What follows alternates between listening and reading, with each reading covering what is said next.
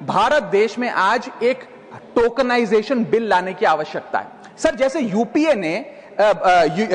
ने digital payments को एक प्रकार से इंक्लूसिव बना दिया। आज रेडी पटरी वाला, सब्जी वाला, रिक्शा वाला सब यूपीआई के माध्यम से पेमेंट लेते हैं, देते हैं। ठीक उसी तरह इन्वेस्टमेंट और एसेट ओनरशिप को हमें इंक्लूसिव बनाने के लिए टोकनाइजेशन का एक कानून इस देश में लाना पड़ेगा। सर, मैं सरल भाषा में समझाता हूं। एक मिडिल क्लास का आदमी आज यदि अपना निवेश करना चाहता है पैसा, तो उसके पास या बैंक का सेविंग्स अकाउंट का खाता है, म्यूचुअल फंड है या फिक्स डिपॉजिट है। उसके अतिरिक्त कोई ऑप्शन नहीं है। कमर्शियल बिल्डिंग बहुत महंगी है, इंफ्रास्ट्रक्चर प्रोजेक्ट उसकी रीच के बाहर हैं, और प्राइवेट एसेट क्लास नीश इन्वेस्टमेंट्स के लिए होते हैं, उनके लिए बने नहीं है। टोकनाइजेशन एक ऐसी फाइनेंशियल रेवोल्यूशन है जो एक बड़े महंगे एसेट को छोटे छोटे डिजिटल टोकन में बांट देगा और ट्रांसपेरेंटली उसकी खरीद बेच ब्लॉकचेन टेक्नोलॉजी के माध्यम से हो सकती है। Sir, asset tokenization is one of the most transformative technological financial innovations of the 21st century. और मैं बताना चाहूंगा सर कि जैसे एक आम आदमी एक कंपनी का शेयर खरीद के उसमें हिस्सेदारी ले सकता है और उसकी अप्रिसिएशन का, मुनाफा का स्वाद ले सकता है, ठीक वैसे ही एसेट टोकनाइजेशन आने से रियल वर्ल्ड एसेट्स जैसे कि real estate projects, infra projects, commodities, IPR, इन सब को छोटे छोटे डिजिटल टोकन्स में बांट दिया जाएगा, जिसे कोई भी खरीद बेच करके इस ट्रेडेबल टोकन का फायदा ले सकता है और इसके मुनाफे में हिस्सेदार बन सकता है। अगर मैं कहूं कि आप कुछ 100 रुपए में ही किसी भी महंगी प्रॉपर्टी, गोल्ड या बिजनेस के हिस्सेदार बन सकते हैं, तो आप यकीन करेंगे?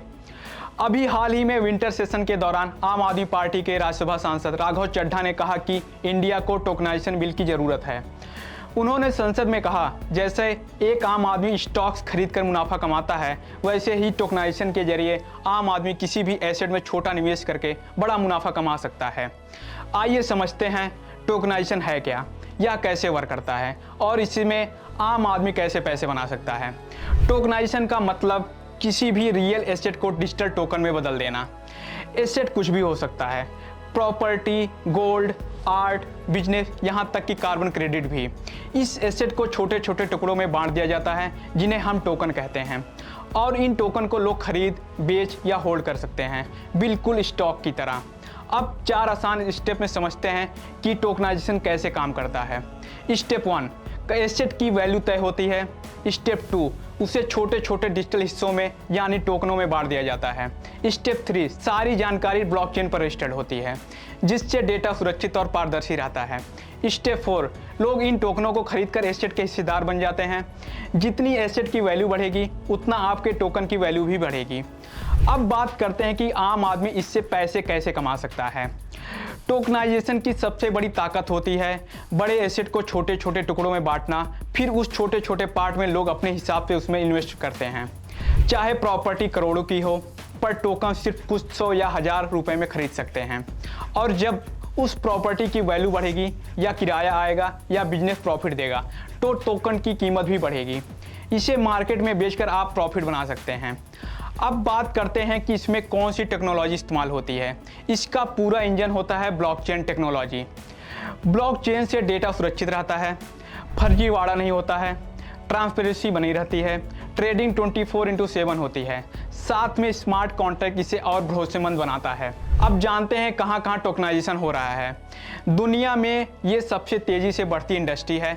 अमेरिका में प्रॉपर्टी टोकनाइजेशन, यूरोप में लग्जरी आर्ट टोकनाइजेशन, दुबई में टोकनाइज रियल एस्टेट, सिंगापुर में tokenise bond.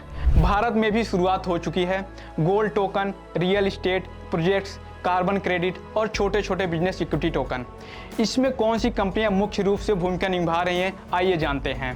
Black rock, JP Morgan, Goldman सैक्स, एवे, चेनलिंक और पॉलीगॉन जैसी बड़ी बड़ी कंपनियां ये काम अभी कर रही हैं। टोकनाइजेशन आने वाले समय में एसेट इन्वेस्टमेंट को उतना आसान बना देगा जितना आज यूपीआई से पेमेंट करना आसान है। अब बड़ा सवाल यह है, क्या आपको लगता है कि भारतीय सरकार टोकनाइजेशन बिल लेकर आएगी? क्या लोग इस नई टेक्नोलॉजी पर भरोसा करेंगे? और सबसे बड़ा सवाल है, क्या आप ऐसे टोकनाइज एसेट में इन्वेस्टमेंट करना चाहेंगे?